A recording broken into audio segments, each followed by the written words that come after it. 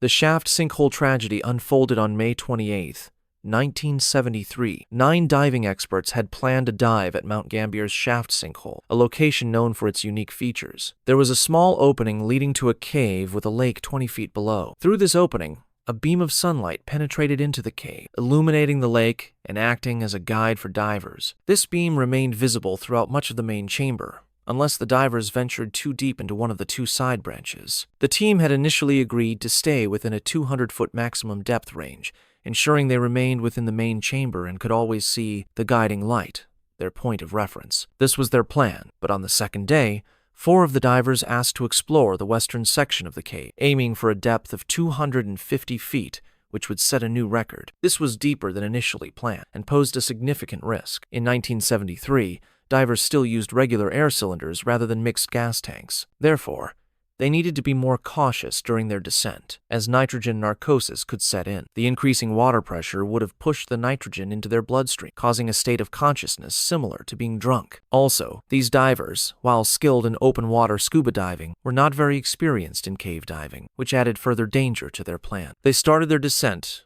into the western section, and one experienced diver recognized that nitrogen narcosis was beginning to take hold, so they immediately turned back. Several others followed, returning to the surface, but 4 of them, determined to set a record and have a quick look, continued downwards. After a minute or so, the surface group grew worried. They knew that the 4 divers would soon exhaust their air supply. Some of them returned to the cave, searching for them. They discovered a flashlight and a camera on the bottom, but no sign of the divers. What they didn't know was that the movement of the 4 divers stirred up long settled silt, creating a sand cloud. This reduced visibility to less than an arm's length, eliminating any chance for the divers to find their way back. Disoriented, with oxygen running dangerously low, and under the influence of nitrogen narcosis, the 4 divers drowned. The tragedy at Jacob's Well followed a similar story, but that will be for another time. But first, I've got a challenge for you. Only 1% of viewers will be able to complete it. Here are the rules. Skipping ahead, leaving halfway through, or watching on fast speed equals you lose. Are you ready? The Mossdate Cave tragedy, the 24th of June, 1967. 10 cavers, their hearts set on exploration, were preparing to descend into Mossdate Cavern, intending to clear and survey its more secluded routes.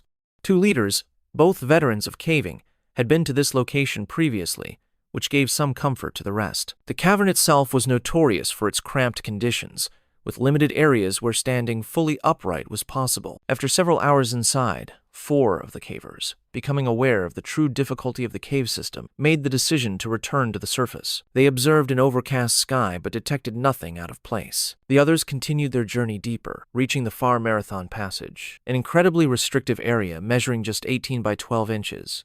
With a small stream trickling along its base. All seemed well. Yet outside, the weather had taken a turn. The team above noticed the onset of rain and sought cover. At first, the rain appeared harmless, but within the cave, the cavers began to see a rise in the water level. When the water became worryingly high, they opted to abandon their work and head back, despite being still 3 hours distant from the entrance.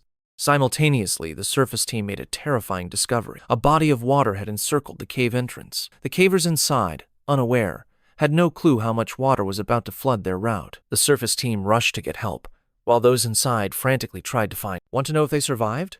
Like and subscribe to unlock the answer. 3, 2, 1, and higher ground. However, the water continued to rise, pressing higher and higher. Rescuers, supported by numerous volunteers, worked relentlessly to remove water from the cave and introduce oxygen, hoping that the cavers had found a secure chamber. They toiled throughout the night, but all efforts proved futile. Sadly, all 6 of the cavers were lost, having drowned in the depths of the cave. This event stands as a stark reminder of the might of nature and the risks of adventure. Gollum's Cave, also known as the Cave of Death, earned its grim title on the 18th of August, 2005. On that day, a group of 5 friends, eager for adventure, decided to explore its treacherous depths. They arrived at the entrance at 3 a.m., and one friend chose to wait outside. As the others ventured in, they faced their first obstacle, a pool of water they had to crawl through. Beyond this, the tunnel split, and they took the left path, which led them to another pool. This was no ordinary pool, though. It was the gateway to another part of the cave, accessible only through a narrow underwater tunnel. Imagine a hole,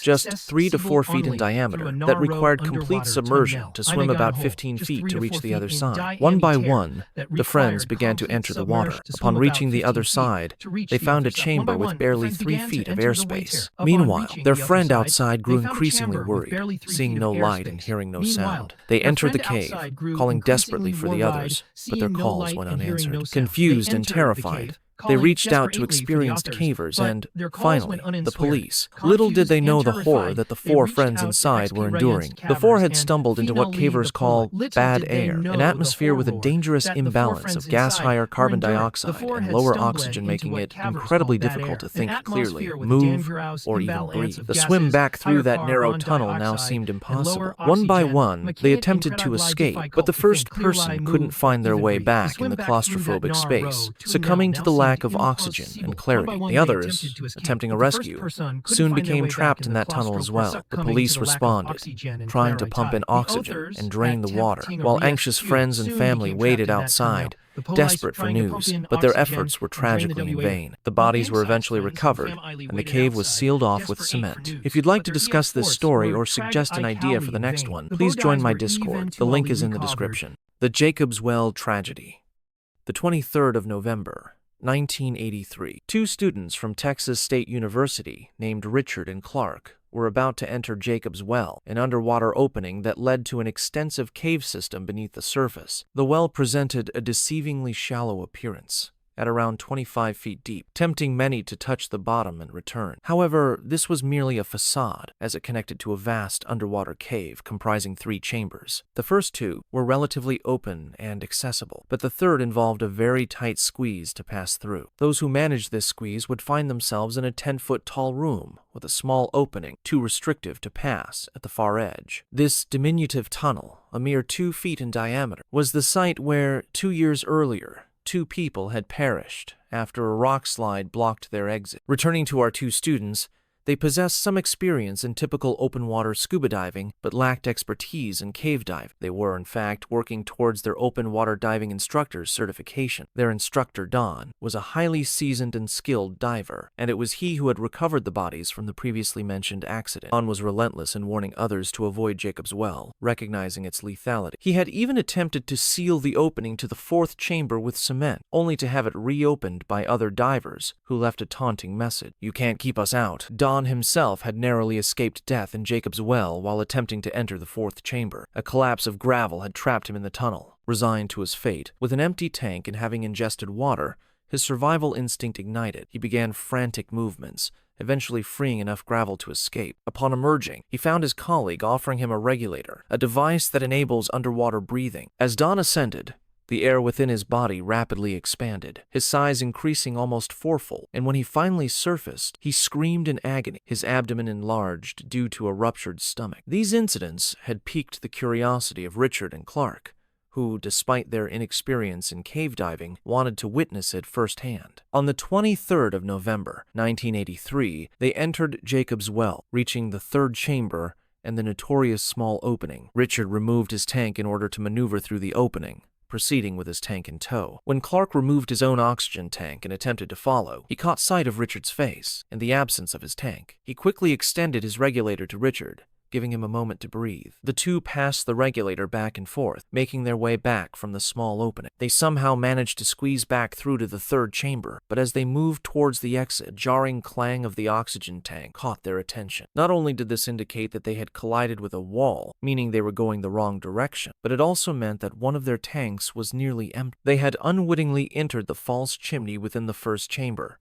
a passage that resembled a route to the surface, but which instead led to a dead end. Clark, driven by sheer willpower, managed to ascend back to the surface, gasping for air after covering a remarkable 75 feet on a single breath. Sadly, the same could not be said for Richard, who was left behind and tragically drowned. When Clark called the police, Don, the instructor himself, showed up and was stunned to see his students involved in yet another tragedy at Jacob's Well. I don't think that you will manage to click on the next video before the time runs out. 3, 2, 1, you lost.